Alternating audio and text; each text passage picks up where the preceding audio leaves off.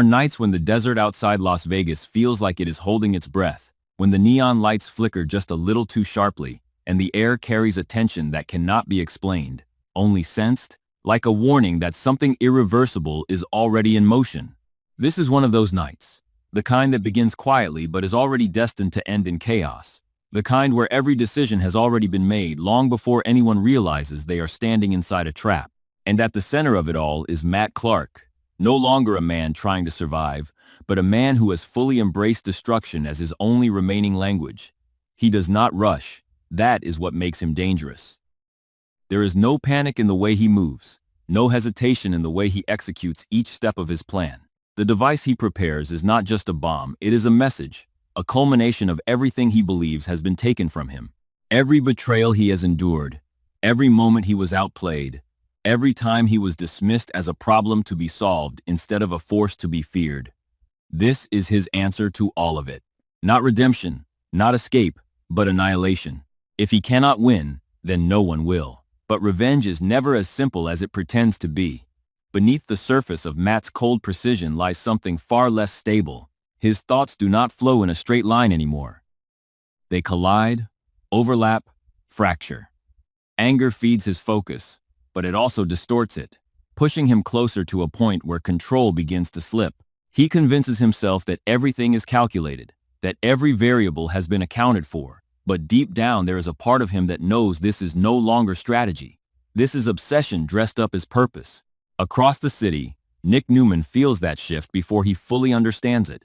There is something about Las Vegas that night that feels wrong to him, something familiar in the unease, like a memory he cannot quite place but cannot ignore either. He follows instinct more than evidence at first, trusting the patterns he has learned over years of confronting men like Matt, men who spiral, men who convince themselves that destruction is a form of justice. And the deeper Nick goes, the clearer it becomes that this is not just another confrontation. This is something far worse. The clues begin to align in a way that leaves no room for doubt. Matt is not hiding. He is positioning himself, drawing the lines, setting the stage, waiting for the right moment to make everything collapse at once. Nick understands what that means, and for the first time in a long time, he allows himself to consider an option he usually avoids. Ending it permanently. Not because he wants to, but because he may have no other choice. The weight of that possibility settles heavily on him, not as fear, but as a quiet, suffocating certainty. And then there is Adam Newman, the unseen influence threading through everything, shaping outcomes from the shadows. Adam does not operate like Nick. He does not chase problems, he anticipates them, manipulates them, bends them to his advantage. His connection to Riza is not accidental. It is deliberate, strategic, another layer in a game that most people do not even realize they are playing. To Adam, Matt is not just a threat. He is an opportunity. A volatile piece that can be used, redirected, or sacrificed depending on what serves the larger plan.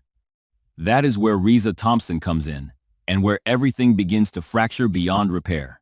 Riza has spent too long navigating between loyalties, balancing survival against ambition, telling herself that she can stay in control as long as she never fully commits to one side. But that illusion cannot hold forever. Sooner or later, every double life demands a final decision. And when that moment arrives, it does not feel like clarity. It feels like falling. Her choice to align with Adam is not driven by loyalty. It is driven by calculation, by a belief that Adam represents stability in a world where Matt has become increasingly unpredictable. But even as she steps into that decision, there is something unresolved inside her, a hesitation she cannot fully suppress, because part of her knows exactly what Matt is capable of when pushed too far. Part of her understands that betrayal is not just a risk, it is a trigger. When all three paths collide, there is no room left for control. Nick finds Matt exactly where he expected, but the reality of the situation is worse than he imagined. The bomb is real, the threat is immediate, and Matt is not bluffing. There is no negotiation left in him, no interest in walking away, only a burning need to see his plan through to the end, no matter the cost. Nick steps into that moment knowing that whatever happens next will define everything that follows. His instincts tell him to act, to end it before it is too late, but something holds him back. Not doubt, not fear, something else. A recognition that this is not just about stopping Matt. It is about understanding how it reached this point. How a man becomes so consumed by anger that destruction feels like the only answer left. And then Riza steps forward. Her presence changes everything instantly. The tension shifts, sharpens, becomes something more volatile. When she reveals the truth, it does not explode outward, it implodes, collapsing inward on Matt with devastating force. Her betrayal is not just personal, it is existential. It confirms every fear he has been trying to suppress, every suspicion that everyone eventually turns against him, that trust is nothing more than a temporary illusion. Something inside him breaks. It is not a clean break. It is chaotic, jagged, violent. The careful control he maintained until that moment disappears completely, replaced by something raw and unpredictable. His reaction is immediate, instinctive, driven by a surge of emotion that overrides everything else. He takes Riza, not as a calculated move, but as a desperate attempt to reclaim something: control, power, dignity, anything that proves he is not the one being discarded. Nick sees it happening in real time, the shift from calculated threat to emotional instability. This is the moment that terrifies him the most. Not the bomb, not the plan, but the unpredictability of a man who no longer cares about the outcome as long as he is the one deciding it. The gun in Nick's hand becomes a question he cannot answer fast enough. Act and risk, triggering everything. Wait, and risk losing the only chance to stop it. Riza, caught between them, becomes the embodiment of every consequence that has been building toward this moment. Her decision, her betrayal, her attempt to align herself with the winning side, it all leads here, to a place where there are no winning sides left. Only outcomes, all of them devastating in different ways. Matt's final act is not about logic. It is about release. A violent, irreversible release of everything he has been holding inside.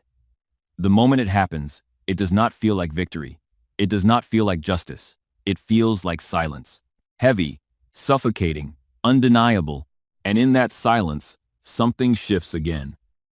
The illusion of control that drove him to this point dissolves completely, leaving behind something far more hollow than anger. For a brief, almost imperceptible moment, there is clarity. Not enough to undo what has been done, but enough to understand it.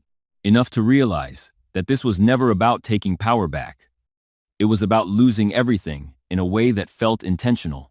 Nick stands there, facing not just a threat, but the aftermath of a collapse that cannot be reversed. The bomb still exists. The danger is not gone. But something has changed in a way that cannot be measured by immediate outcomes. This is no longer just a confrontation between two men on opposite sides. It is the end result of choices made long before this moment, of lines crossed one by one until there was no way back. And somewhere beyond the immediate chaos, beyond the flashing lights and the echo of consequences yet to unfold, the shadow of Adam lingers, untouched, calculating, already moving on to the next step. Because for him, this was never the end of anything. It was only ever part of a much larger design. What makes this night truly devastating is not just the violence, or the betrayal, or even the loss itself. It is the realization that none of it was accidental. Every emotion, every decision, every fracture in trust led here with terrifying precision. And the most unsettling truth of all is that even now, even after everything has fallen apart, the game is still not over.